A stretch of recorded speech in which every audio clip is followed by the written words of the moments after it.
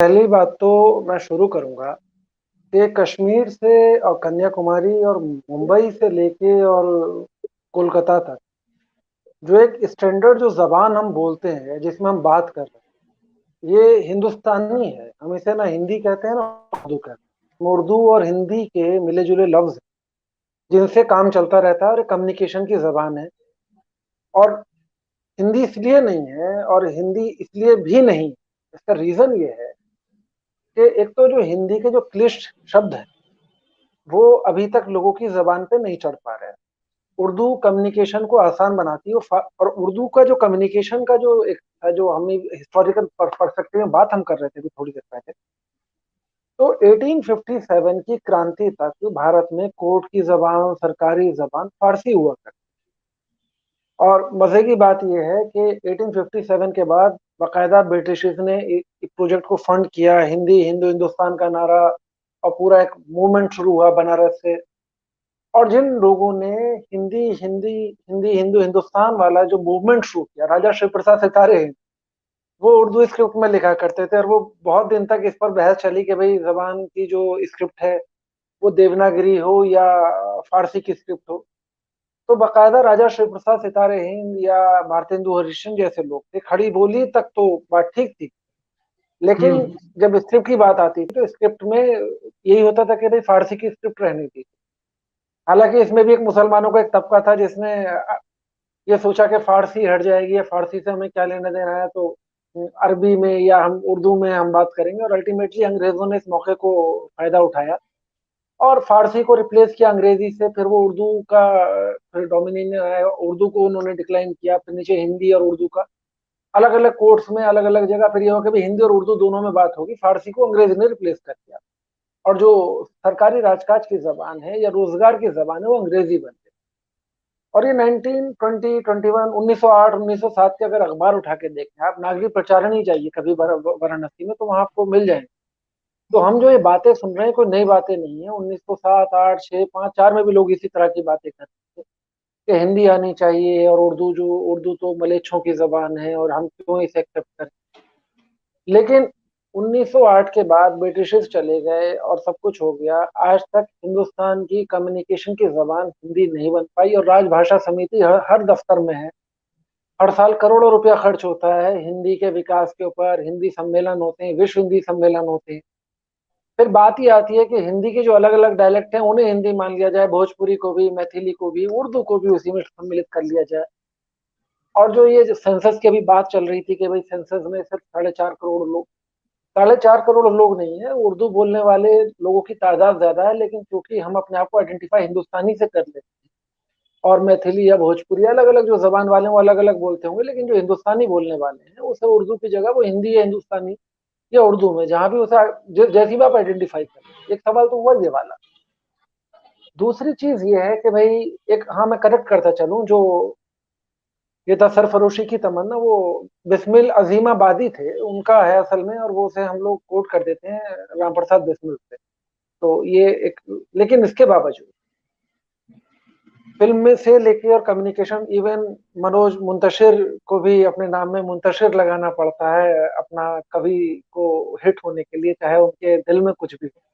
तो एक अलग चीज है। लेकिन मैं ये कहता हूँ, ये जो हो रहा है इसके दो पहलू हैं। एक तो इन्हें लंपट या फ्रिंज एलिमेंट्स कह के, लंपेंस या ऐसे कह के आप टाल नहीं सकते। ये अब मेन स्ट्रीम है। क्योंकि आप ये कह दें कि समाज का एक ये भटके हुए लोग हैं या बिखरे हुए लोग हैं या वो लोग हैं जिनको सोसाइटी से कोई लेना देना नहीं, ये अल्टीमेटली आज की तारीख में आप अल्पसंख्यक हैं, ये बहुसंख्यक।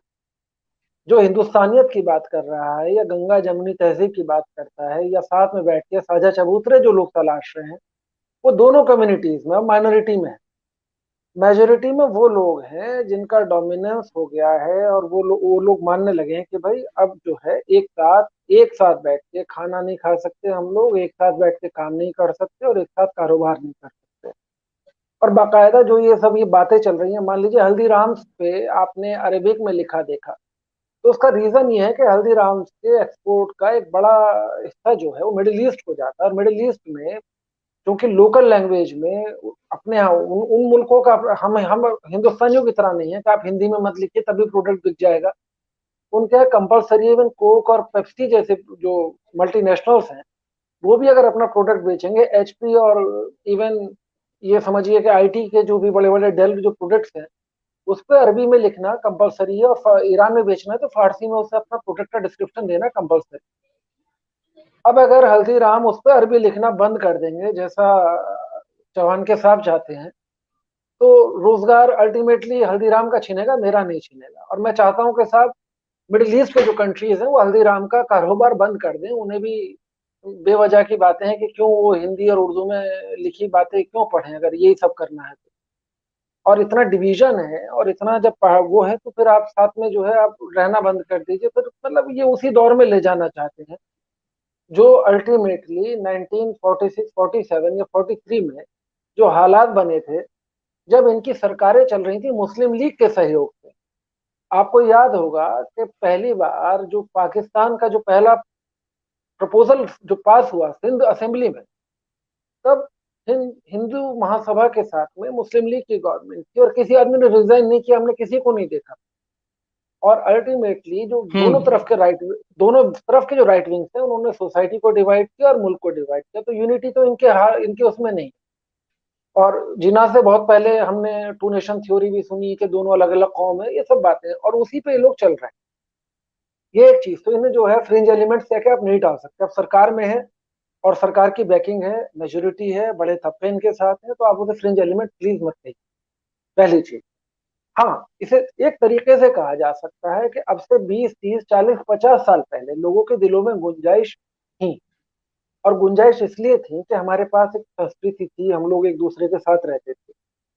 हुआ ये है कि बीच में जो ये 90s के दौरान, ये सबसे बड़ी गलती तो ये नरसिम्हा राव और मनमोहन सिंह की है कि उन लोगों के हाथ में रोटी आ गई जिन लोगों को रोटी से दरगुजर नहीं था। और पेट भरे में उन लोगों ने, पैसा तो आ गया, पैसे के साथ संस्कार लेके नहीं आए जो पिछली जो जनरेशन में हमारे पास संस्कार हुआ करते। और आप देखिए कभी जमींदारा या जिन लोगों को भी आप गाली बक लीजिए, उन कम्युनिटीज में आप देखिए कि बाकायदा एक सोसाइटी में रिश्ते कैसे बना के रखते हैं, किसके घर कैसे आना जाना है, त्योहारों पे कैसे, इवन मतलब मुगल कोर्ट से लेकर नीचे तक जमीन तक काश्तकार और जमींदार के बीच के रिश्ते आप देखिए, तो उसमें कहीं एक दूसरे को कम्युनली इस तरीके से डिस्ट्रैक्ट नहीं किया गया, कुछ एक एग्जाम्पशंस को छोड़ दिया जाए। और जिन लोगों ने इस तरह की हरकतें की उनके एम्पायर चले गए, उनकी बाद में फिर पता चला सल्तनतें खत्म हो गई और वो लोग अपने आप में हिस्ट्री के पन्नों में खो गए। अब जो ये लोग आए हैं ये फ्रस्ट्रेटेड लोग हैं, ये फ्रस्ट्रेटेड लोग हैं। इन्हें सोसाइटी में इनका किसी से कोई सोशल लेन देन नहीं है, वर्टिकल कॉलोनीज में रहते हैं, पड़ोसी को नहीं जानते हैं, सामने वाले घर में कोई मर रहा है जी रहा है किसी को मतलब नहीं है। अभी हमने रिसेंटली कोविड में देखा, दूसरों को छोड़ दीजिए, अपने सगे रिश्तेदारों को जब वो मर रहे थे या कोविड में उनके लिए हाथ बांध के ऐसे खड़े हुए, मतलब समाजियात नाम की चीज इनकी उसमें डिक्शनरी में नहीं है। और जब आप समाजियात या सोसाइटी में कैसे रहना है, कैसे लोगों से इंटरेक्शन करना है, तो फिर जो कॉमन चीजें हैं फिर उनकी जरूरत नहीं रहती। ना कॉमन जबान चाहिए, ना आपको कॉमन कल्चर चाहिए, ना फिर आपको कॉमन बिजनेस चाहिए, ना फिर कॉमन कम्युनिटीज चाहिए। जी। और आप हमसे जुड़े रहने के लिए सब्सक्राइब करें YouTube पर, फॉलो करें Twitter पर और लाइक करें Facebook पर। और ज्यादा जानकारी के लिए आपको टाइप करना होगा सिर्फ न्यूज नशा।